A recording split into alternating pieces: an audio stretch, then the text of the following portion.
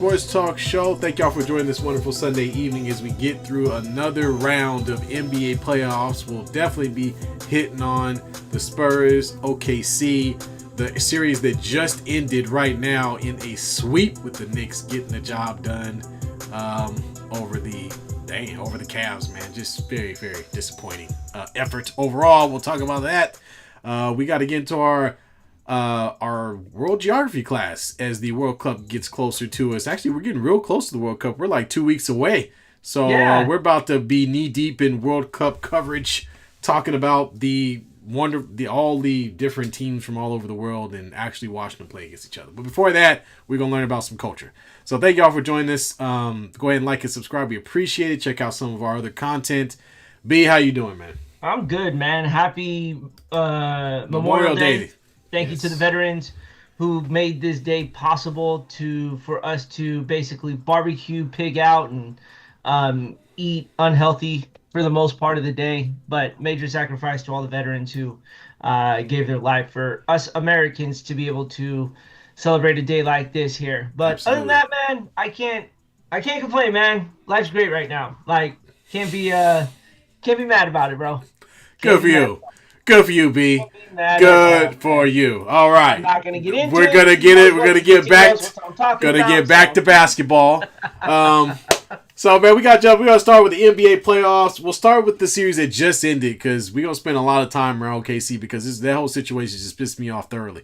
But we'll start with the Cavs and the Knicks. I don't think I expected the Knicks to come in and sweep the Cavs, but it appears that after Game 1, this thing was over, and now the Knicks have an opportunity to go back to the finals for the first time since 1999 when the Latrell Sprewell, Marcus Camby? I think they had Marcus Camby on that team. And the end of Patrick Ewing. Yes, that was the bitter end of Patrick Ewing against the San Antonio Spurs and Pop Nim.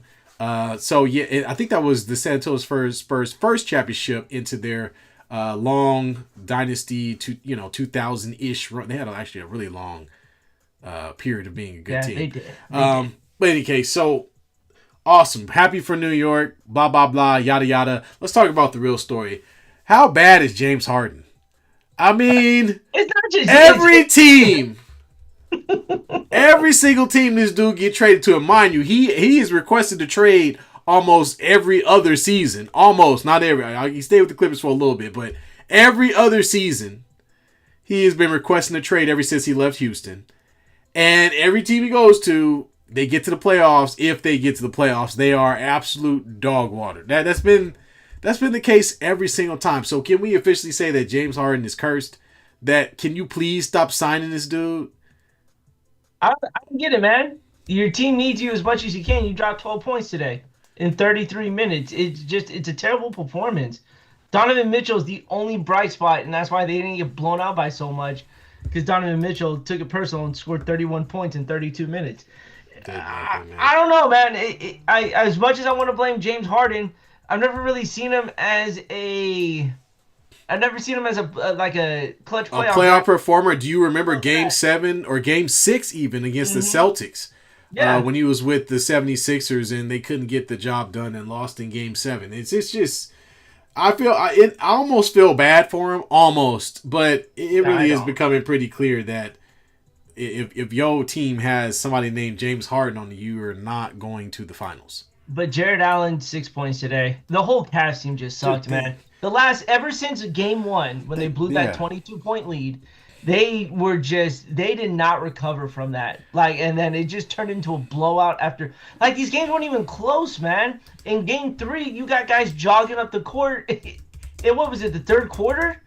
These guys just didn't want to participate anymore after that Game 1 loss. It's a 7-game series, and 22-point leads in the NBA are they're 10-point leads at this point, right? If you're a Cavs fan, you need to be a little more upset at James Harden in Game 1, because Brunson took his ass to absolute school. I think he scored 18 points. Yeah. I mean, in that fourth quarter. That first, you're talking about, dude, in Game 1. In Game 1. He went on a tirade all by himself. He had James Harden, in the little sidecar with him. all the way to the end of that game, man. So they found a way to push the right buttons to get back in that game. And then they have Brunson, who's their star, to push them over the top. And then after that, the rest of the team followed. And I think that's what we saw. And they didn't just follow that game. I think they took that moment and stretched it out into the rest of the entire series. These guys can't beat us. And mentally, they had defeated the Cavs in game 1. I think that's what changed. Now, B, do you think that their coach's comments, did you see Atkinson's comments about, they analytically they should have won the game, or I don't know what the hell this guy's talking about. But yeah, basically, analytically, they should have won the game. That is analytically stupid. It doesn't matter. The scoreboard spoke differently. You lost the game. That's it. There's nothing you can change about that there. But this was just disappointment from the Cavs. They go into the semifinals. Against who was it? Who they just get through to get to the conference finals in 7 games? The Pistons? The Cavs? It was the Pistons, right? So they get through the Pistons. They're having all this energy, right? And then they walk into New York and they stop showing up. I think, here's what I think. I think it was because of the parties going on outside of New York. I don't even think that's what it was, but look, here's what I think it is. I think I'm only saying that because they're about to burn down tonight. It was a party tonight. The Cavs are not invited, but yes, it's a party tonight. Or maybe they are, I don't know. But look, man, I think what it is there's a disconnect between what their coach / ownership wants to do and what's happening on the floor. If you got a coach going into press conference talking about analytical and all this garbage, he obviously doesn't have a good feel on the emotional state of the team. And I think at that point you lost these guys. They were playing well. I'm not gonna take that away from them, but this is not a mentally tough team that was able to get a 22-point lead across the finish line with about 5 minutes to go. And they've been like that for the past couple years. They've been rumored to trade Donovan Mitchell like every single season. They traded away Darius Garland to try to appease Donovan Mitchell, for James Harden, which I thought was a stupid idea because Darius Garland is a younger player. He has a bigger upside than James Harden does at this point in his career. And you gave him to the Clippers for pretty much nothing but an old man. And that just wasn't enough. It wasn't going to be enough. And for as much talent this team has had, they have one of the highest payrolls in the league. They do not perform up to snuff. They've never been that team these past 2 to 3 years. And I just think this was a microcosm of the problem. They don't have any real belief in what they're doing, or it appears in one another. So they need to go ahead and disband this thing, tear it apart, and send either Jared Allen or Mobley to the Lakers. I knew where you were going with that. About dismantling and start taking. Forget Giannis. We don't need Giannis. We'll trade for Mobley. Giannis can go somewhere else. We'll take him instead. Man, this just it's embarrassing. It's embarrassing, man. Let's talk analytics now, right? Yeah, okay. Not one player from New York. The name that if I'd have told you today, not one player from New York scored over 20 points, should they have won by this many? You know what? One Knick player broke. It's crazy, points. But the microcosm of how they played together, they've been very good at finding the open man. Trusting in the process with the open man. The open man's been all right, Joel Embiid. Open man has been right. Open man has been knocking down the shot. I mean, that's really been the difference. I mean, you look at guys like Shamet, OG Anunoby. These guys have been playing really, really good in this series. You know who?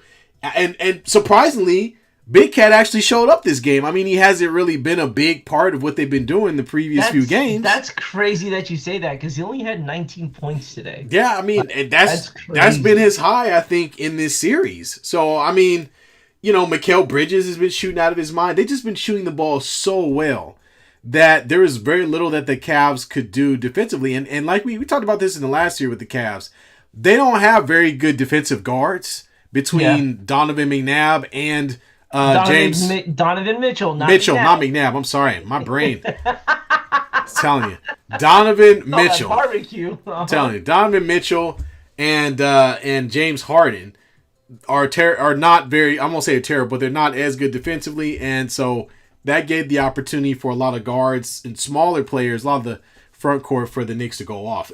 Landry Shamet has been incredible. Obviously Jalen Brunson has been killing them, Mikal Bridges. So their guards and backup guard, Shamet specifically, have been coming in and killing the Cavs. This doesn't make any sense. Josh Hart, 24 minutes, 6 points, 11 rebounds. Just not a. I mean, it wasn't a great game overall. Yeah, plus minus difference was 20. He's their garbage man. Like, he's the guy that does all the extra stuff. That's crazy. Yeah. You know who should feel really stupid right now? You ready for this? Who's that? The Sacramento Kings got to be the dumbest organization over the last 5 years right now. You get rid of De'Aaron Fox. Yep. You bring in Sabonis, whatever the hell his name is. Nobody likes him, right? You trade away Tyrese Halliburton. Yeah. Let's see. What else am I missing here? You haven't really drafted well. And then the coach who took you to the playoffs for the first time in forever. You fired him. Yeah. You fire him, and now he's going to the finals. Wow. You guys are idiots in Sacramento. There's a reason the Kings are so bad. And it's not just because they're in Sacramento. It's just because they've got bad ownership. They've got bad everything. It's just not smart. Not a smart franchise at all. Yeah, that whole place is bad. But man, that is. And now look, the New York Knicks have a better roster than Sacramento.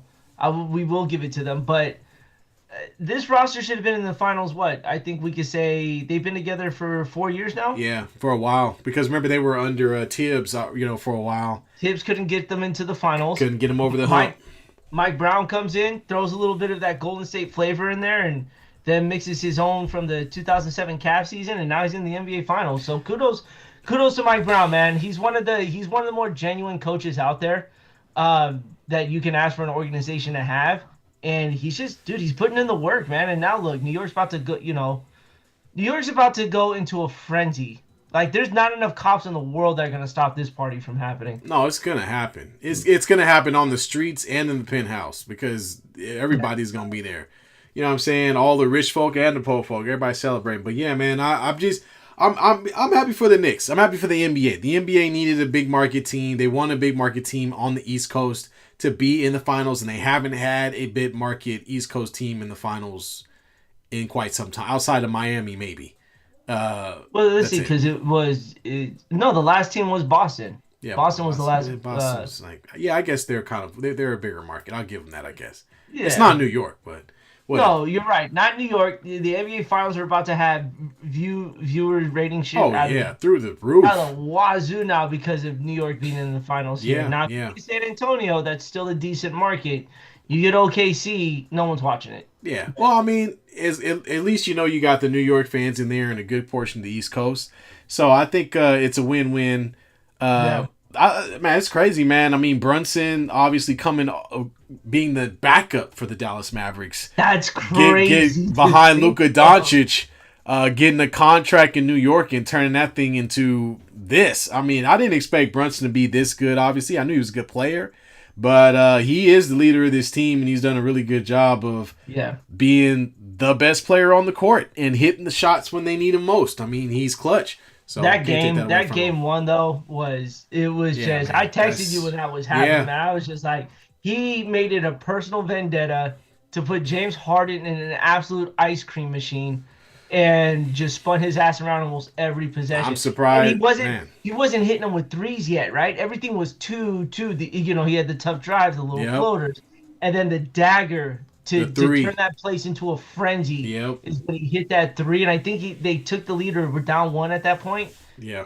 Dude, the Garden went absolutely berserk. Oh, we get Spike Lee in the NBA Finals now. That's right. Spike Lee will be there. All the New York natives. If the Spurs make it, you'll have a whole host of old players in this attending the finals. David Robinson and Tim Duncan have been at the finals at the Spurs games, almost every single Spurs game. Manu Ginobili, maybe a little Tony Parker, obviously, since you got Wimby there. Maybe a little Kawhi Leonard because Nah, he's planting trees, bro. Avery Johnson. Who else am I thinking of? Robert Horry. Robert Horry was a part of that little Spurs run too. Yeah. Robert Horry got more rings than anybody, man. Steve Kerr got more, but close enough. Hey, he's not far off. No, he's not. He's not. Steve Kerr got But the others as a coach. hey, man, it's not his fault. Yeah, I He, guess you're he right. thanks Steph Curry for that. But yeah, man, this is actually gonna be shaping up to be a really good finals this year. I Yeah. think whoever comes out of the West is gonna present a good challenge. But man, the Knicks had the easiest path once the Celtics went down, once the Pistons went down. It was smooth sailing for them Yeah. at that point there because I think they could have easily been a number one team. Yeah. When you look at the record, 53-29, like that's a really good record. Yeah, man. Well, too bad. So sad. That was the Cavs' best chance since LeBron James to make some noise, and don't look like it's gonna happen again. They're gonna have to All go right. back into the cellar. Question for you: how many food trucks get flipped tonight? Food trucks? No, they're not flipping the food trucks because they gotta eat. I think they're gonna flip some. You gotta flip some. Like a. What about one of them Waymo cars? They should flip one of those. I One of don't think them- they. I They don't don't know have if they Waymo have out them. there. I don't know. I If they could can be find wrong. one of them, they should flip one of them because ain't nobody in there anyway. Or the little smart cars. Yeah, I flip a guarantee smart you. car. What about a I bus? guarantee- Oh, that In bus, the a Bay bus- Area, we burn 'em. we flip buses and burnt them. Oh, they're burning a bus. What They're the- burning a bus. Oh man, Alright. it's gonna be fun. I'm gonna be looking at the news tonight just to see what all the carnage looks like. I'm waiting to get on social media to see people posting because people love to be on their phones when shit go down. Oh man, you already know. Oh, what was that? NBA Inside the NBA just made a meme about New York later tonight. When it comes back, I'll mention what they said. They gonna need to flip the switch for the bat signal, man, because it's gonna be rough tonight. Batman's already told New York he's sitting this one out. Wants nothing to do. Batman said, "I'm a Knicks fan." Yep. Bruce Wayne's at the game. He's not gonna do anything. Never mind. It says where the Cavs going. Chuck is in an ambulance headed to Galveston because he made fun of Galveston. Always making fun because talking about the dirty beach. Oh, that's the other thing. We need San Antonio in the NBA Finals because ESPN and Inside the NBA are going to be doing the NBA Finals, and we all know how much. Yeah. We all know how much Chuck loves the women. Yeah, but I don't know if you've noticed, but if you watch a San Antonio Spurs game now, you'll notice that they're nothing but better than stellar, better looking women. But they've always had better than stellar women. Yeah, that's right. I know he's being a butt, but it's at the same time, it's like, San Antonio's making the camera will definitely guide you. It'll be like, yeah, no, we're not going for that. I can't wait for that. I can't. Well, so the Knicks are in the finals. Yippee. We got Effects. What's up, Effects? How you doing? As Jalen Rose would say, Wallace. On the other side of the coin, we have a hotly contested Western Conference Finals tied 2-2 between the San Antonio Spurs and Oklahoma City Thunder, and all of the noise around these games, or at least most of them, have been It's been all of them. It's been all of them. SGA and the Floppets doing their best flopping choreography. They got synchronized flopping. They got I got flopping. They got I fall down on every shot flopping. They got the jump forward flop. I mean, what kind of flop you want, man? I mean, they doing it all. It all. I don't know how you can watch that kind Meanwhile, Harenstein grabs Castle by the freaking hair and yanks his head. And they don't even call anything. Nothing. Not a damn thing. Serious. What? There was that possession where Harrison Barnes was just standing there, the guy flopped, got an offensive foul off of Harrison Barnes. Yeah. At the top of the key. You've got SGA going into a shooting motion. Little contact, at most little contact. Yeah. But he makes it look like... That was the one on De'Aaron Fox. Yeah. And I'm like, dude, what? This is just not fun basketball to watch, man, because every time a OKC player is going to go up to shoot, it looks like a fish out of water. Yeah, they're like crumpling like a piece of paper every time they jump in the air. It what annoys the crap out of me is it's so bad because even on the plays where there are no fouls, right? On the ones where there's no contact, no call or anything, you still see them doing it. Yeah. And it's like, there's not even anyone there. Like, what the hell are you guys doing? The guy's not even there. So every time they jump in the air and come down, they literally put their feet out, just like James Harden used to do, put their feet out and fall to the ground, no matter what. And every time SGA gets in the paint, he like crumbles his body towards the ground. Did you see the one where he fell down on a rebound? There was nobody around him. He just fell down and just like grabbed the ball himself. It didn't make it like it.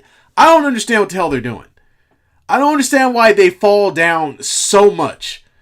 I mean, it's one thing to try to get a foul, but this mess is ridiculous. I'm telling you, man, Life Alert better be signing up with OKC as a sponsor, man, because they falling, they're hitting that button. I'm falling, I can't get up. I think the worst part is just the complaining to the refs about the calls not getting made. You know what I'm saying? Like, it's just I actually watching Game 4 and watching a lot of the stuff that didn't get called. Yeah, I was like, this is thank God that they're playing actual basketball.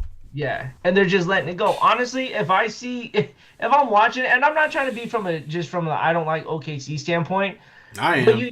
But I know you are, but you got to send a message to the players, right? They're like, we're not calling this. Like, this is not a foul. We're slowing the game down. We're not getting a rhythm to it, right? You guys, if you do that, then it's got to go both ways, right? And then we have a 2-hour basketball game turning into a 4-hour soccer nightmare. Absolutely. We don't need that. And by the way, I thought we got rid of this. Remember when flopping was a big deal? And they actually getting fined? Correct. And they created a whole rule that gave you a technical if you flopped. Now, the team that's winning championships is doing it all the time, and nobody has anything to say. Of course not. Like, this is ridiculous. This is ridiculous. But let's talk about Wembanyama, man, because Wembanyama had a tough Game 3. They lose, right? But you didn't see him get down or anything. No. Right? He's walking off the court. He's clapping his hands. Look, we got this. We're going to come back. He comes into Game 4 and turned that shit personal. Again. Yeah, Chet. Hello, Chet. How's it going, Chet, buddy? You forget who you're playing right now. Wembanyama has receipts of every time you beat him, right? Dude. And now he's exercising every single.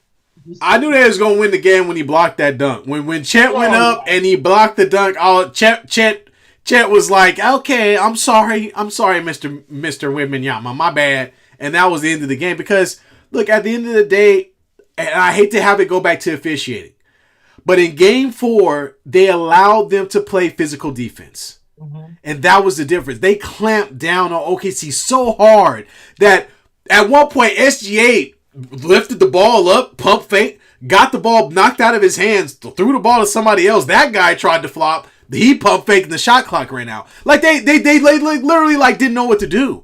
And so whenever you can actually let guys play, and OKC can't rely on the fact that they'll be able to manipulate the situation with the refs, they have to actually play straight up with you, and that's what we saw. We saw Stephon Castle take on SGA one-on-one. They didn't double him. At least most of the time, they did not double him. He took him on one-on-one for a majority of the game, and SGA could not get anything done. You know what's crazy? When the game goes, when it flows, OKC looks like shit. Exactly, bro. 82 points. SGA has not looked good this entire Western Conference Finals. He didn't look good against the Lakers, and we sucked. And you have to credit the defense, the bigger matchup that those guards and even those forwards for the Spurs provide. Dylan Harper, he may not be having the best conference finals right now. His defense against SGA, the switching, is it Keontae George? No, not Keontae George. Keldon Johnson? Who were we talking about? Keldon Johnson, yeah, Keldon Johnson, right? You had Kobe, I think it was Kobe Bryant. Yeah, Cody Bryant. And then you also, I think who we're missing is Vassell. So that's the other guy. But Vaseline. No Vaseline. But mainly Stephon Castle was doing a great job. But Garden, you have Champagne, who also, whenever they switch, any of those guys, because they're all very good defensive players, have been able to get in front of SGA and provide them some resistance. Yes. And those are larger bodies that he's having to go against. So for sure. I guarantee you it's tiring him down through the game. But back to Victor though. Look, you want to know how much of just an alien this man is in Game 4 when he hit the half court shot? Oh yeah, he just shot it. He looked like Steph Curry. He made one move to the right, got set up, shot the three like if it was just nothing, and not in the net. Not to mention he called for that ball. Once the rebound was collected, he put his hand up and was like, "Hey, throw me the ball," and literally took the ball, went up, shot it, money. And that was a huge shot too, because the game was pretty stagnant. OKC's defense, I can't take credit away. They also were playing pretty well, and their game had really slowed down to a grind. And that three to push them up by, I think it was 13, I believe, at the time. To 13 at that time. That really helped open the top of the basket. So when they came in that second half, they throttled them, and the game was pretty much over in the third quarter, going into the fourth. But man, dude, Wemby. Okay, here's what I love about Wemby. Okay, I read this story. Wemby's agent reached out to the Lakers GM. What's his name? Why am I forgetting his name? Lakers GM. What's his name? That's y'all's GM. I know. Why am I forgetting? Rob. What's his name? Can't remember. Rob Planko. There you go. Rob Lowe. So he reached out to who obviously was Kobe's previous agent, and he was asking because Wembanyama has shown that he'll do anything to get a competitive edge, which is very similar to what Kobe Bryant was. Michael Jordan did the same thing. Jordan as well. Wembanyama obviously went out to go hang out with some monks. You know, there was that story. Wanted to learn more about sharks and all this. Just finding things to find a competitive edge. So he's a different kind of guy. And I think that's what you're seeing with the competitive nature that he has, where he's not even that focused on the game, not necessarily the moment thing. He's focused on what they're trying to do overall. You even heard him using the quote whenever they came from the wind, "We haven't done anything yet." Don't wonder where he got that from. So he's somebody who is kind of walking in the footsteps of the whole Mamba mentality type attitude, which is, we're here to get the job done. I'm gonna come in and kill whoever's in front of me, and I think that's what we've seen. That is from a third-year player too. Yeah, it is. This is his first playoffs. Yes, his first playoffs here, and he's treating it like he's been in there for the last 10 years. But like I said, I think what also credits that is where these past Olympics, right? Yeah. He went through basically the expandables version of the U.S. team. Yeah. Serbia was good. There were a lot of good countries in basketball, right? Yeah. And him being the main focus for Team France at the age of what, 19? Yeah, 18, I think. 18? Yeah. To be the focus of a country in an Olympic sport, it's unheard of. Yeah. And he put them on their back and almost, took them until, Steph Curry. Steph Curry did, did what he did, and got everybody who hated him or didn't like the Warriors to like him for about a month. So we'll take that all day. But again, those defeats, right? It helps build character. Yeah. And it's built Wembanyama into this here. And we're not trying to glaze Wembanyama at any point, but when you look at the age, you look at the roster, you look at the talent that he has. Yeah. You don't see this. You don't. And the fact that he did a crossover, shot a ball from half court like if he was a point guard, and made it look just too easy.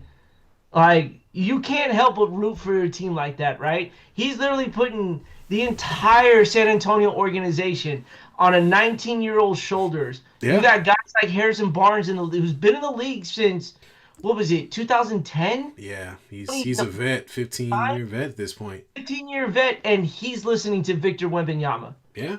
That's crazy. I mean, absolutely crazy. It really goes to show what type of character this guy has. Yes. And I think we're not trying to glaze the boy, but at the same time, we do have to acknowledge that a player at this stage with that much pressure on him, performing the way he is, not letting it get to him, not letting the lights get to him, not even letting SGA or the pulling and the fouling of what because OKC's been fouling the shit out of him. They've been grabbing his arm, grabbing his jersey, pulling his arm. I mean, they've been doing everything possible to make sure that they make it a physical matchup with him. And he's just walked right through it. What was it before? I believe before Game 3 or before Game 4, where he had all of his coaches literally grab him the whole time. Like, he asked his coaching staff to in practice. That's his warm up every game. To like grab him, pull him, grab his arm. Like this dude is on a different level because he's not just looking at it and saying I'm a good player. He's saying I need to win right now. How can I win right now? Yeah. As opposed to SGA, who's like, we had a great game and and it was cool and like he's like I said, he's on a different stratosphere when it comes to that whole competitive nature thing. That's why this is also the same guy who did not like losing the All-Star game. Like right. Come on, man. But that's what we need though. We need these types of players. We don't need guys who are just okay. You know what I'm saying? Or all right with the situation. So man, look, I'm happy to see it, man. I think he's going to be a great player continuing forward. I think that they have a great opportunity to win this series, but let's talk a little bit about OKC because we've been talking about Wembanyama. We do need to talk about the reigning MVP in SGA. And I think this is... That's what we think. Okay. Outside of the flopping, we have to admit, over the past two series, the SGA has had a less than stellar MVP moment. He didn't play very well against the Lakers, but it wasn't necessary. The Lakers did not have the offensive talent to keep up with them at all. Against a team where they do need guys like Jalen Williams, who they're missing, SGA does need to do a little more. But he's also the MVP and should be able to do more. And I don't know, B, when was the last time you've seen your favorite player go in a one-on-one circumstance and not be able to put up 20? I haven't 2008. Yeah, okay, like their very first. That's what I'm saying. Yeah, and I'm guessing it's that Memphis Grizzly team with Tony Allen. Or no, not even. No, what team? What that was the Clippers. Oh, okay. But here's the thing, though. My point is I would never. The guy behind me right here would never get. And if you led one-on-one against Kobe, and that's all we doing all game, I don't care who the defender is. Oh, you're taking Kobe. They're getting crapped on. But SGA, not so much. I don't know. No. Dude, no. It's his style of play that doesn't allow that to happen, right? He has not won a one-on-one in this series here. When you look at the matchup that he's had, he can't get by these big defenders. Yeah. And he's struggling with that. And so he has to kind of adjust the game. But the thing is he's not adjusting to the next game. Yeah. Right? It's a 7-game series. If a defense is going to work, you think they're going to change the way they approach guarding SGA? No, they're not. You don't see pin down screens coming from OKC to free him up. To get him going. It's too much one-on-one. But you're not going to win a one-on-one with a bigger guard than you. You're not. And these San Antonio defenders move.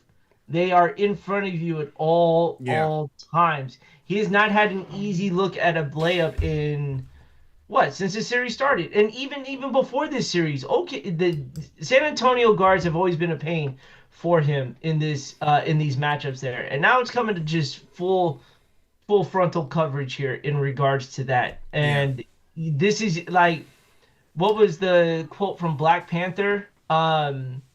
Michael B. Jordan's character, this is your king. This is our MVP. Right, yeah. This is our back-to-back MVP. This is the face of the league. I think it's not. SGA has to prove now. And I know it sounds crazy, right? Because he's been in the league for a minute. But now the question that people are going to have is, without the ability to draw a foul, you know what I mean? Are you still the best player in the league? Because at the end of the day, like, he doesn't really need all these fouls. But if he's relying on them, and he's thinking that that physicality and being able to play a physical game and draw fouls and get to the free throw line is going to be the biggest part of his game, then he effectively everything's going to look like Game 4, because that's exactly what happened. The Spurs played very physical, and the refs allowed them to be physical with him, meaning. Not, and I don't mean fouling. I mean like they can cut him off. Yeah. Cut off his dribble, allow the contact with him going into the defender without calling a foul. Because generally when they go back to OKC, the moment he makes contact with the person, even if that person is in a correct guarding position, all he has to do is fall down. and then it's called a foul. That's not basketball. That's not offense. That's just foul baiting. And so if that's taken out of the game, what's left? So that's the problem SGA has, is he has to be able to overcome that question. Are you still a quality player without having to resort to all this extra nonsense? And that's what we're waiting to see. Because honestly, they're going to go back to OKC next game. He's going to try to be at the free throw line. They're going to try to do all this flopping and shit. It's really going to depend upon how the refs call it. Because if they let Stephon Castle get in his jersey, if they let him defend him allow him to defend him with his body in the correct position, at least, it's going to be a real long night for SGA. Now, the other thing we need to ask is, what is SGA doing when he can't score to make his team better? Nothing. He's not an assist guy. That's not his job. It never has been. And that's where your most valuable player needs to be reevaluated in regards to that, because he's not. Jared McCain's having a good series. Let's not take that away from him. He had a great game 3. He had a pretty good game 4 as well. But if you're not going right, and it may not be your day, we've seen our best players do that, where they may not get what they're normally accustomed to, but what they've done is make sure that the other guys on the court are being facilitated here. I don't see that happening from SGA, right? Every time the ball's in his hands, it's one-on-one. Yeah. And that's it. It's a clear out. We're going to let him go to work. But when it's not working, he's not looking to facilitate to guys who can shoot, right? Yeah. Alex Caruso had a great game 1. He got spoiled in 2 overtimes, but he hasn't even seen. He had 0 points last game. Like he was so pivotal in the first 2 games, but now he hasn't even seen the light of day. No, that's the crazy part. But here's the thing, though. Here's the thing, B. Look, the reason they were able to get open shots is because the Spurs had committed to making sure that they stopped SGA, right? Sometimes they sent a double. Yeah. They tried to stay in the lanes, and the ball started flying out the 3-point shooters, and OKC were able to get themselves going. What changed is they're just letting SGA they're just guarding him one-on-one. So now you don't have to leave anybody. No. Like you don't have to leave anybody. And they're winning those one-on-one matchups. Right. They're basically telling the MVP, if you beat us by yourself, we will live with that. Yes. They're literally saying to the best player on their team, that's okay. We're not going to double you. You can actually score as much as you like. Go ahead. And when do you get that? There's no team in the world that would allow that to happen defensively here. Dude. But that's what happens when you don't make the other guys around you that much more aware of the situation and that much better, right? Yeah. Look what's happened to them. Chet Holmgren, who was so good for them throughout most of the playoffs, has all but vanished. Wembanyama has a lot to do with it. Yeah, he does. He does. There's a mental block there, and it's Wembanyama. Cason Wallace, who was one of their better 3-point shooters.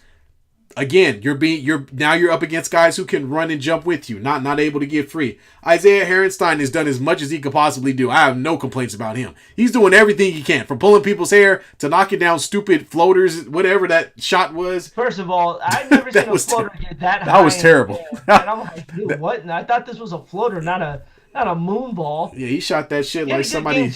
He had a great game too, and I think that was it after. Yeah, I mean, he shot it like somebody scared the shit out of him. That's what it looked like. Oh! Dort has been unplayable.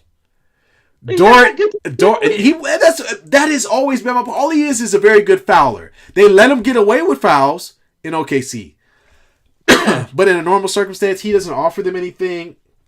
They need to get Jalen Williams back immediately Jaden Williams back immediately because they need him. They don't have another player like that with that size that can create buckets, and right now they're really suffering for it. I mean, Jared McCain couldn't get anything going last game. Alex Caruso, who was such a great player, they don't even play him. I don't even know what happened. They only played him 14 minutes in the last game. And all these other guys, they try to get Kenrich Williams some minutes. Like, all of a sudden, all the talent in the world that they had is somehow dwindled down to nothing, which sounds ridiculous. I don't think it's dwindled down to nothing. We're seeing what that team actually looks like when your best player gets eliminated like that, right? Yeah. But the problem is his second best player, Chet Holmgren, is now being eliminated by Victor Wembanyama. So you take your top 2 players technically, right? Yeah. And they're wiped out. But yet when you look at your third best player, he's getting neutralized. So you don't have a consistent balance, right? One game it's Alex Caruso. Then the second game it was Hartenstein. The third game, well, you know who's not getting involved in these high scoring games? Who that? SGA. SGA. No, he's doing let's see. Let's look at the stat line. He was 6 for 15, 0 for 1 from the 3-point. Only shot 1 3-pointer and missed it. 7 from 7 from the line. Obviously going to get those.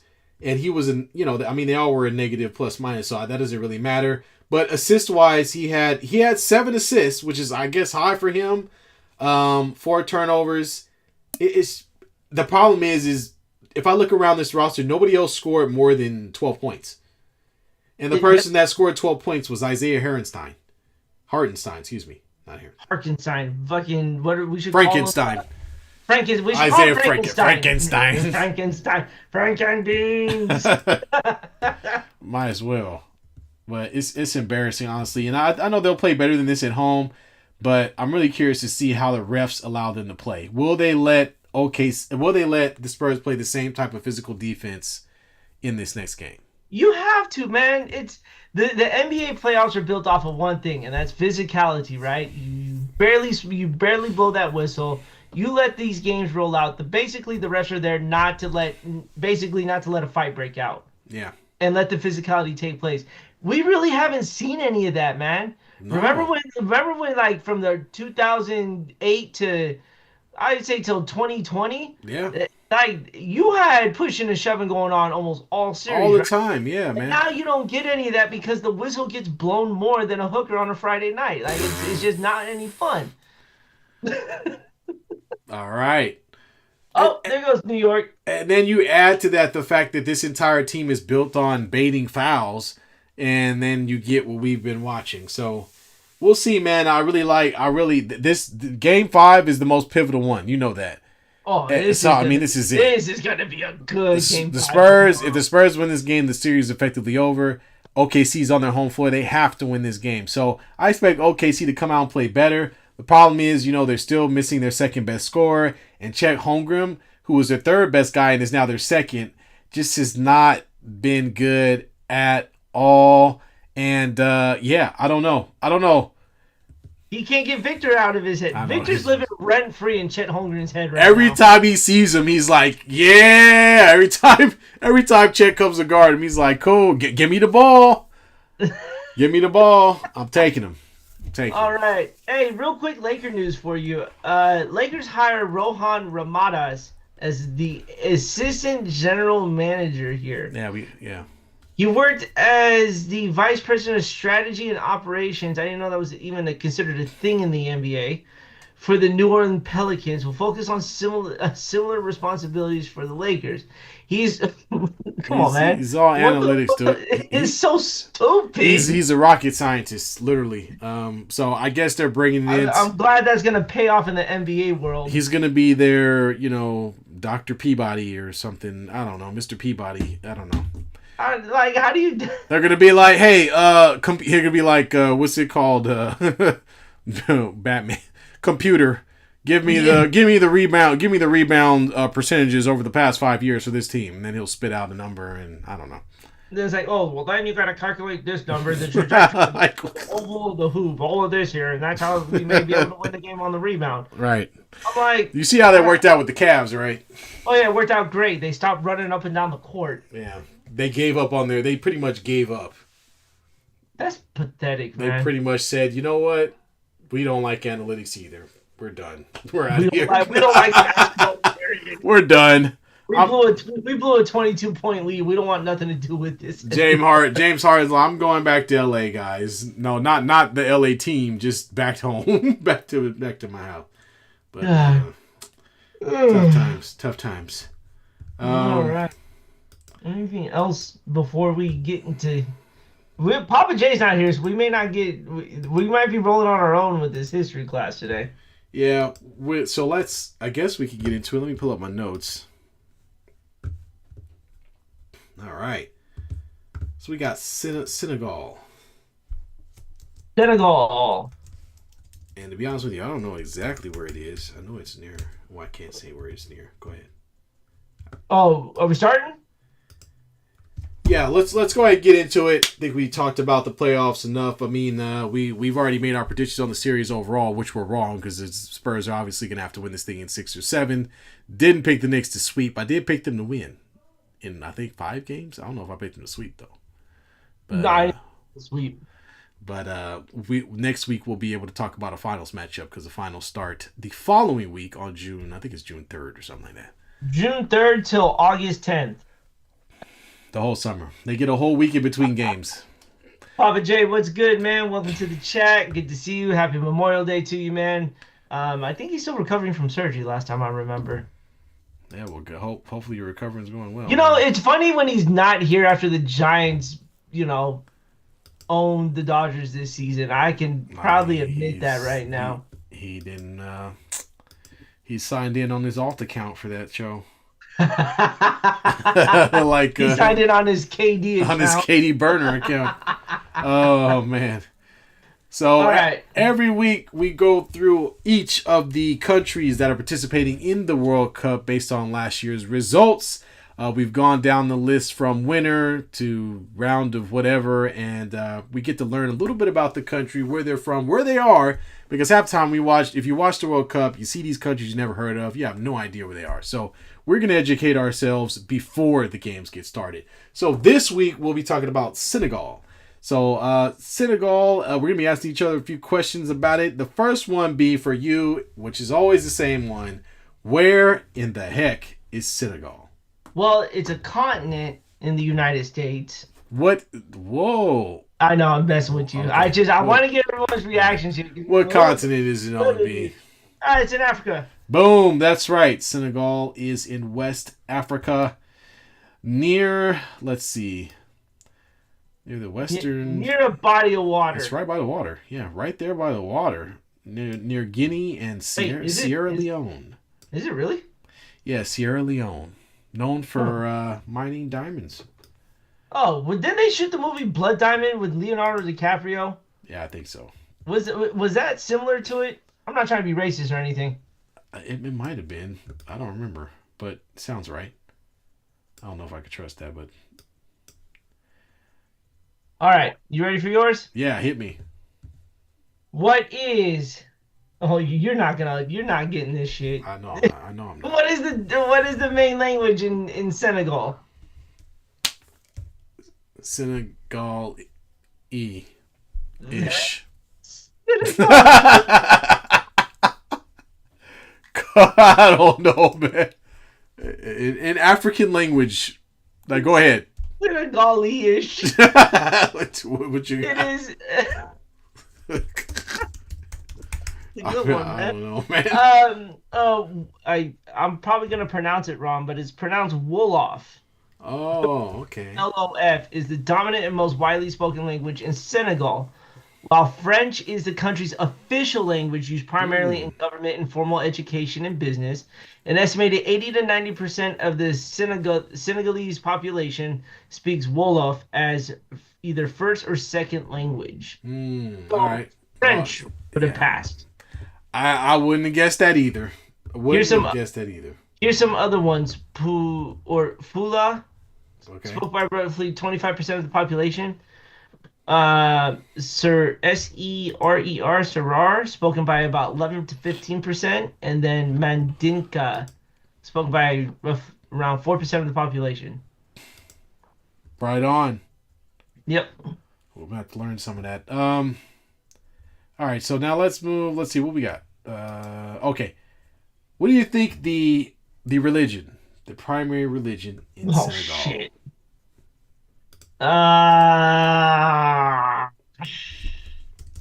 Definitely not Buddhism. No, it is not Buddhism. We are not on that. Is that Catholic? It's not Christianity. I don't know, man. There's really only one other one left. I don't want to throw it out. I don't know. Atheist?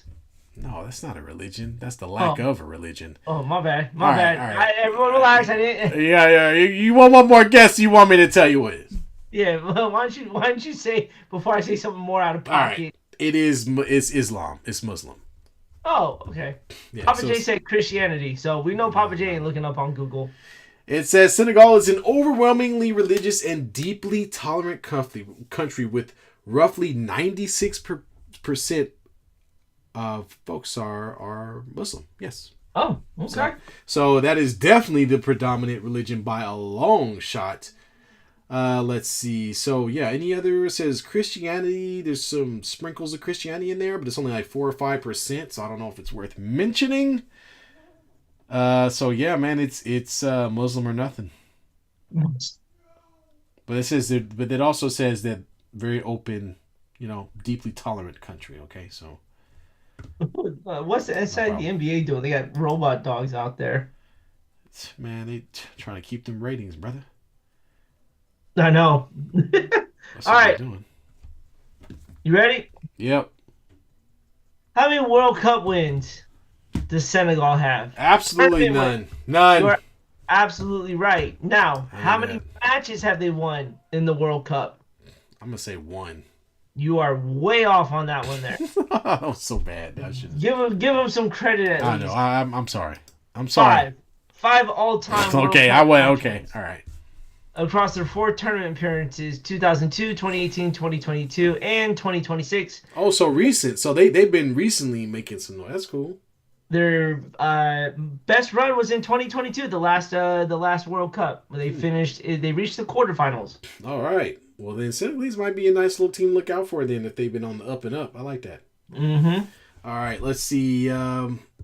Best footballers. I have no idea. All right. Let's look this up together because I don't know either. So we've got Senegal.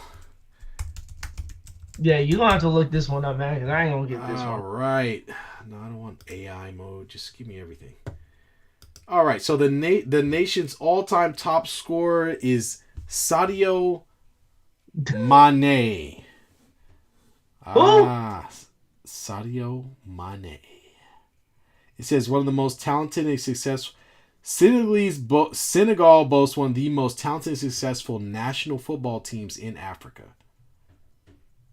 And they have a few players that compete in the EuroLeague.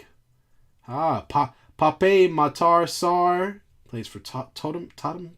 Totem pole? Khalidou Koulibaly. Bruce just called me a heathen. A heathen? Wow. Yeah, Brian is a heathen. He don't know. I don't know. I don't know. I probably didn't know. Bruce, you're probably right. Damn. Bruce says, I never heard of this place, and I doubt their own people have heard of themselves. Damn. That's rude. What the hell did that come from? First off, I want everybody from Senegal to know that I am not with this man. I don't believe in nothing he believes in because they country look like everybody got a machete that's about 3 feet tall, man. I'm not playing with them. Try 4 feet, man. Yeah, man. That's how I take it. They were cutting through trees with one slice. Yeah, B just said they was winning games. Okay, so that means they got some good athletes in their country. Okay, I ain't trying to no. Me getting chopped up. I don't want none of this. I'm gonna be like my brother. That wasn't me who said it. My brother. Hey, we just distant cousins. That's all. I ain't trying to start no problems. But Bruce, on the other hand, he about to get chopped up thrown in the ocean. Because the ocean's nearby. We looked it up, Bruce. Ocean's right there. They right on the water. All right, you ready, T? All right, I'm ready. What is the best? What is Senegal known for food? Dang, I'm not gonna know that, man. I'm gonna say, like, if I had to guess, like some type of lamb dish, like some lamb or something. Let's see. I'm making that up. You're making that up, and your guess is completely wrong. I know. Actually, no. There is a lamb dish. I'm looking it up right now. Actually, there's a couple lamb dishes here. Let's go through them right now. I am not going to pronounce them right. So, Uh, Papa J, you could kick a rock for what I'm about to butcher. Senegalese cuisine is a vibrant blend of West African staples, French Mm. influences, and local seafood. It is Mm. built around bold spices, fresh Atlantic fish, and rich peanut or tomato sauce. I like peanut sauce. All right, let's go over some of these dishes here. Sibu Zhen. I probably not pronouncing that right, but I'm close. This national dish, translating to fish and rice in Wolof. This hearty St. Louis classic features fresh white fish simmered in a rich tomato sauce, served over broken rice and slow cooked veggies like cassava and Mm. sweet potato. That sounds good. Here's the next dish, yassa. Native to the Casamance region, this dish features heavily marinated chicken or fish smothered in caramelized tangy onion and lemon sauce. That actually sounds pretty good. Yeah. Typically served over white rice. Now you got my now we're talking white Oh, rice man, here. this sounds like some like I'm about to go to sleep after food. Mafa. Sounds something straight. Never mind. I'm not gonna go there. A savory, earthy stew made with tender meat, usually beef or lamb, cooked in a rich and creamy tomato peanut butter sauce. Mm. That doesn't sound too bad. I could get down with that. That's yeah, Dibi. man. Ooh, this you're gonna like this one. It's a Senegalese street style barbecue, fire grilled, heavily spiced lamb served right out of a local grill shack, alongside mustard, raw onions, and tilapia. Hmm. That's Oh, interesting. tapalapa, Tapalapa. traditional bread. I have to literally. It's Tapalapa. Tapalapa. So unless Tapalapa. I'm pronouncing that wrong, I don't know. All right. Well, I gotta look up the sweets because I want to know what's for dessert. And you know what? The most human thing ever is dessert. Everybody got dessert. Yeah, yeah. First of Um. all that salt and all that shit we eat at the dinner table, you need to have something sweet. Yeah, you do. It's a nice little end to the meal. So let's look at we've got sweets. Let's see. Theocry. I'm gonna call it thickery. a sweet comfort. A sweet comfort. He said thickery. The description doesn't help. Thickery, a sweet, comforting West African dessert made of steamed millet couscous mixed with yogurt, sweet milk, spices like cinnamon and nutmeg. Okay, I might be able to get with that. And then we've got bissap, which is a sweet and tart ruby-colored juice made with steeped hibiscus flowers, often flavored with mint, vanilla, or orange. Okay, sounds refreshing. That sounds pretty good. I get down with that. Very, very refreshing. Yes. Refreshing. Yeah. Not see. I think the cool thing is there's not like straight up sugar and everything like we have. Like we just dump sugar in it. I mean, look, I'm not mad at it. They have to. Everybody else is like, no, we got to use spices to get it right. We got to use something. Like honey or some shit. No, we just like nah. Just take a handful of sugar and just dump it in there. Just dump it in the chocolate. Yeah. I can But feel my teeth rotting already. but B, I must say these meals sound delicious. They're all hearty rice, meats, and vegetables. Sound like these people are very healthy when compared to us. I would definitely eat this food for sure. Oh, I'm getting down with some Senegal food. I'm down for the cause here.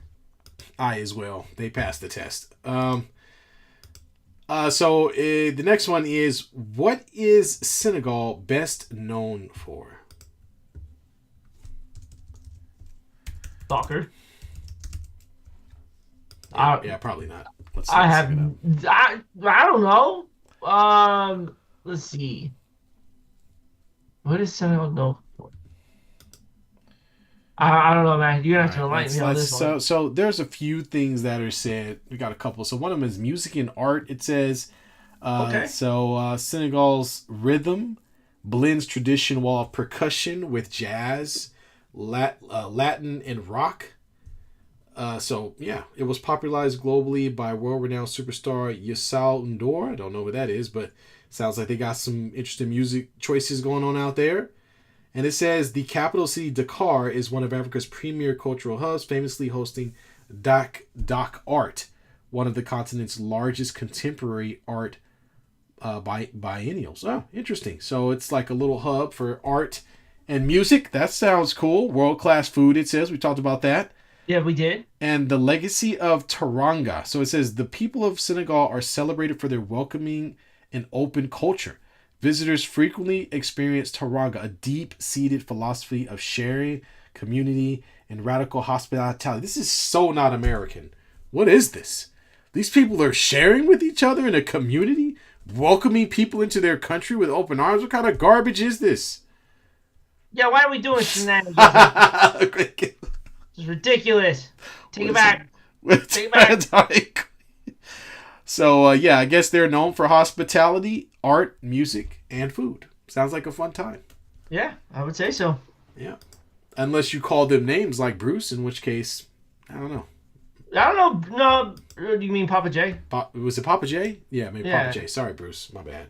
You got to... Let's see. Senegal is known for something, question mark. Dude, look at this monument. Look at this thing. Le Monument de la Renaissance. This thing is huge. It's not bad. Yeah, that's pretty cool. That is pretty cool. I've never seen a monument that big before. That's what she said. Shut up. I guess I walked into that one. Oh. You sure the hell did. Oh my gosh. All right, man. I couldn't help myself. All right. You said you said it around the wrong person. Yeah, bro. yeah. No, I know. I walked into it. I totally walked into that. Totally walked into that. All right. So I think that's it. I was going to answer your last question, but I'm gonna keep that to myself. We're trying to. Yeah, man. I can proudly say no. Okay. Yep. That's all it needs to be said. No. We'll finish the rest of the show with, we only have a couple countries left, so yeah, we do. Still finish it, but they're all getting no's. So we can already establish no more 90-day fiance. It's all getting a hard no. All right. Fair enough. Your boy is feeling happy. All right. Well, we'll let you be happy, B. We don't want to stop you. We don't want to stop your happiness. We got to keep that going for as long as we can. So let's talk about Bruce's race. Let's talk about who's next? Who's next on the list? On the list, we are down to the final 3 of the quarterfinal groups. Because after that, once we do that, we'll be covering these teams until after the World Cup. We just got done with Senegal. The next country after this will be Poland. Oh, fun. Yes. I don't know. Poland. Where they're going to be probably a lot of sausages.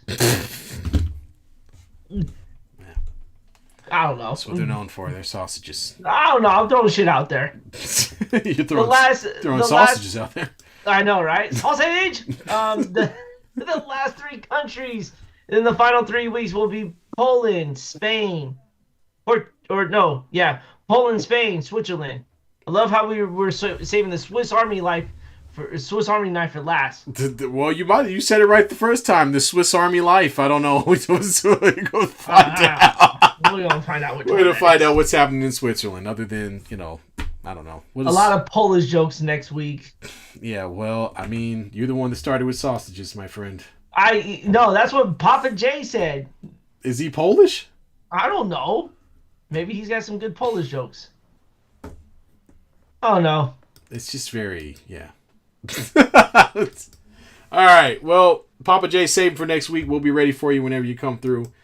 Anything else? We miss anything this week?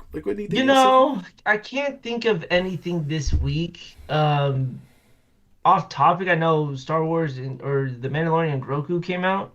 Yeah, I want to see that, week. Man. I haven't seen it yet. I might be seeing it Saturday. What else do we have going on in this weird world of sports? I don't think there was much going on. No, not really. Mainly the NBA. WNBA is happening, but we're not getting too deep into their season quite yet. Let's see. weird sports stuff this week. There was the French Open. Oh, Kyle Busch, NASCAR Oh driver. yeah, R.I.P. Kyle Busch. That's crazy. Oh, there goes New York. People already got their shirts off, climbing onto things. It's happening. Oh, it's. But Oh, before I was man. really interrupted, R.I.P. to Kyle Busch. Obviously, it was a very unforeseen circumstance with him passing away as young as he did. So yeah, 41, I think. yeah. 41 with the illness, and So condolences going to his family. That's crazy, man. He had like pneumonia or something that turned into sepsis. It's just wild. yeah, I didn't hear the full report about it, but it's just Yeah. it's not something like it's just not. Yeah. Oh, we covered Wander Franco back in the day, right? Like he was a baseball standout and then got caught with a teenager in his home country of the Dominican I think Republic. so. He was found responsible in a sexual abuse case in the Dominican Republic, though he avoided prison time. Oh man. Man, this is not fun sports news. You know what? I think it's yeah. That's just a disgusting person. You know what I mean? Yeah, he nasty. Yeah. Just stop it. Speaking of nasty people, Put him under the table. Perks is on ESPN right now. What That boy Perk to nice. do? He's just ugly. All he do is talk He talks with bullshit. that accent. Yeah, where did he get that accent come Man, from? let me tell you about OKC. He's a big old Texas boy, isn't he? I thought he's Oh, from he, Texas, right? he big, that's for damn sure. He fat. He ain't big. He fat. I think that's it. Oh, Bruce! Look, Bruce out, Bruce out of nowhere. Bruce, man, you are an hour late. And, Bruce, and man. Papa J actually baits Bruce into a. Did he? What did he say? He said Brian said that you said something racist things earlier. First of all, no, I did not. Damn it, Papa J. Bruce said I did when I wasn't here. It was actually me who said it, but he thought it was you, so I just went along with it. And Bruce responds with, "Oh, wait, what are we talking about? James Chokadin and Donna can't Can't get it done. Yeah, he's talking about the Cavs. He's talking about Mitchell and James Harden. Oh my gosh! Go Knicks. I guess Papa J's taking the Knicks to win the NBA. How the hell Finals. that work? I thought she was a Lakers fan. Knicks? I mean, I guess you could pick the Knicks, but I'm not gonna say go Knicks. I don't know. No. Oh yeah, Papa J is a Laker fan. Is That's he? right. Yeah, he is. Yeah, but yeah, I yeah, guess. Bruce, you missed the conversation, Bruce. We talked about it, man. James Harden is pretty much a curse. If he's on your team, you ain't going to the finals. He's lucky to get out of the playoffs. Seriously, man. Seriously. Well, it's the same thing. You can't get out of the playoffs until you get to the finals. So, same He thing. should cut his beard at this point. He should cut his weight, is what he should be doing. That ain't happening. Nah, man. That's why I got the beard, because he don't want us to see what's going on under there. You don't want to see Hey, that man. third chin, that second chin, brother. Hey, man. I embrace mine. I got one. It's not fully there, but when I look down, I can see it. Oh, Bruce says my wife wanted to talk, so I could not be here. You should have brought her to the show, Bruce. Dude, you'll blame it on your wife.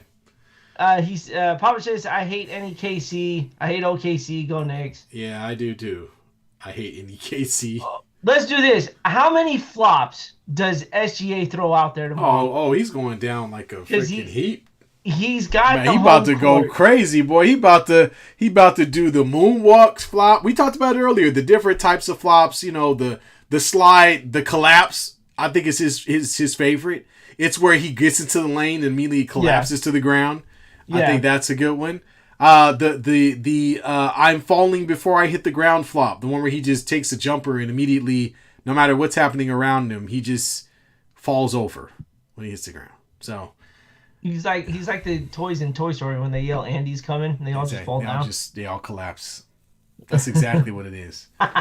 Good shout out. Toy Story coming out next week. They're making another Toy Story. Wow. Yeah, but this one's generated towards kids on their iPads Yeah, instead of playing with toys. I thought that's a pretty cool message there.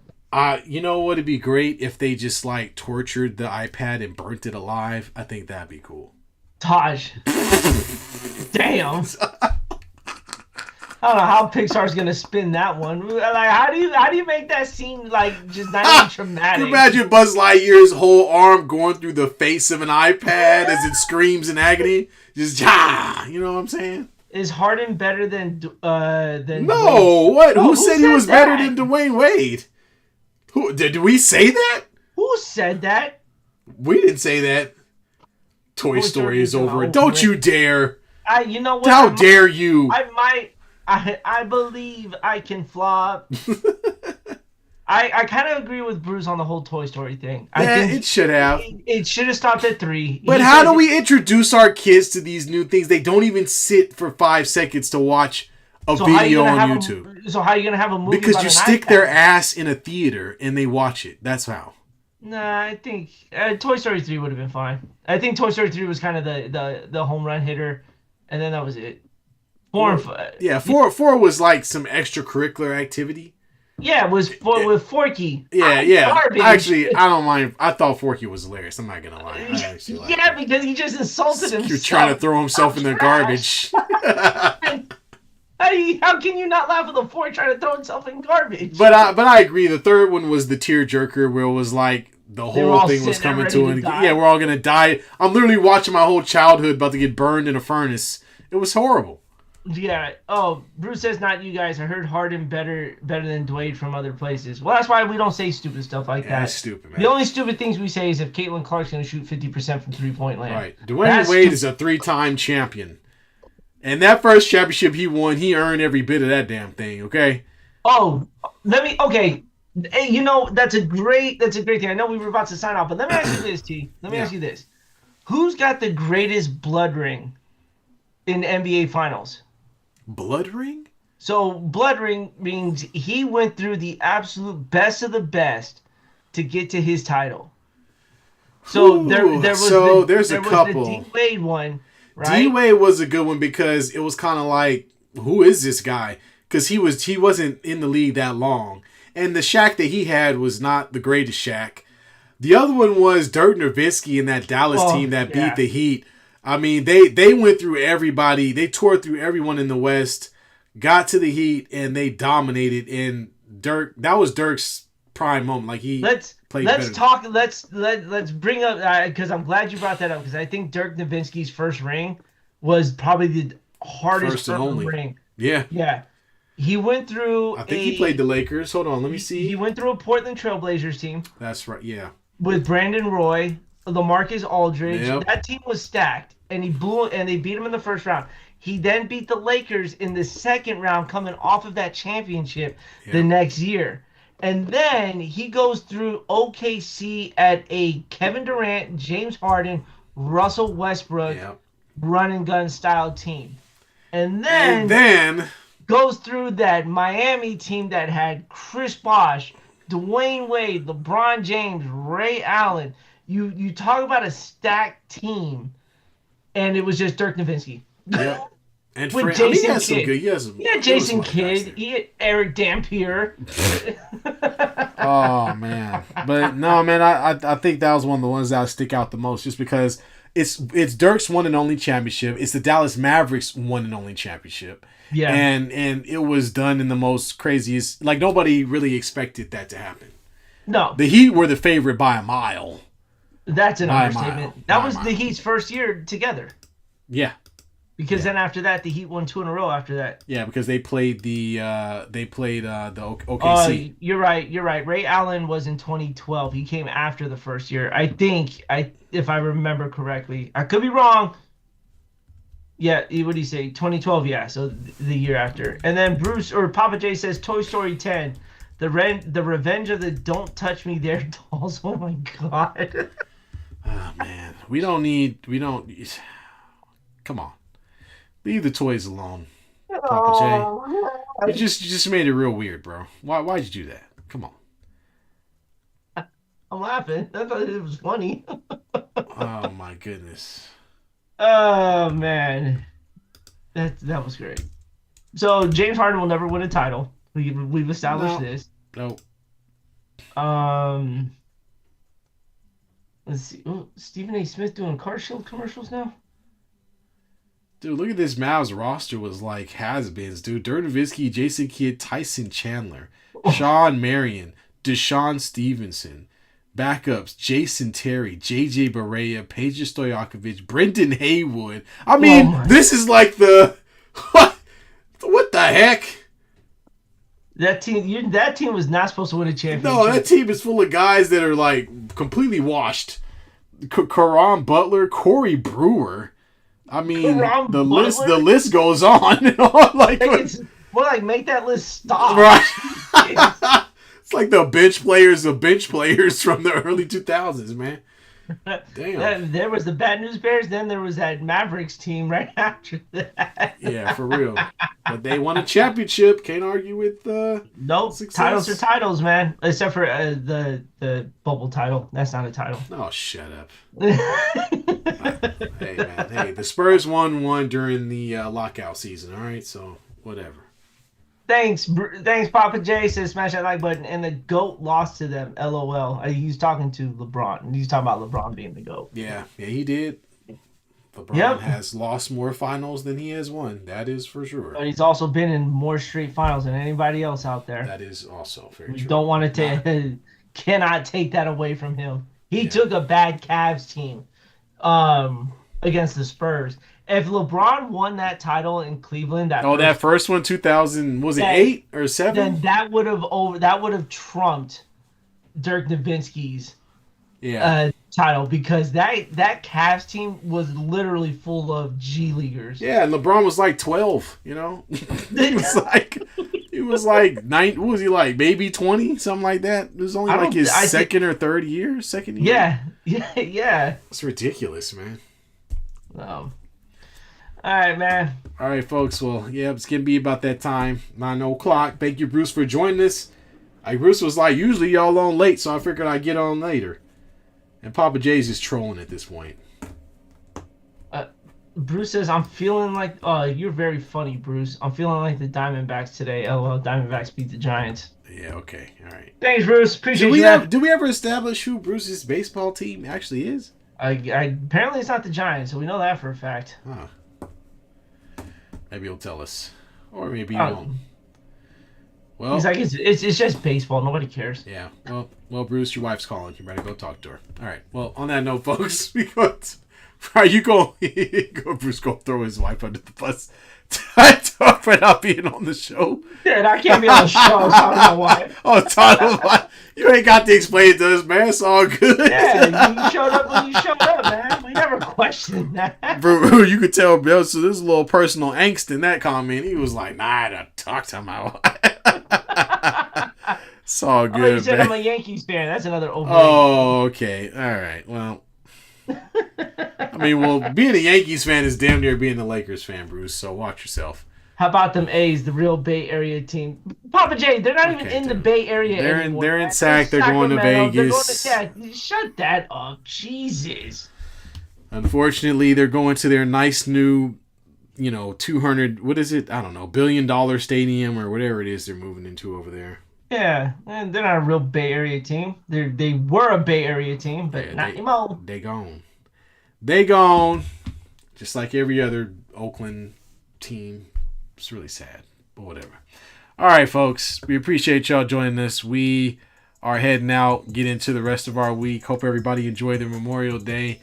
And good luck this week as we, get back to that grind a little bit. Short work week. Woo! Yeah, I know. Yeah, it is. That is a good thing. All right, y'all. All right. Until next time, we out. Peace. Peace.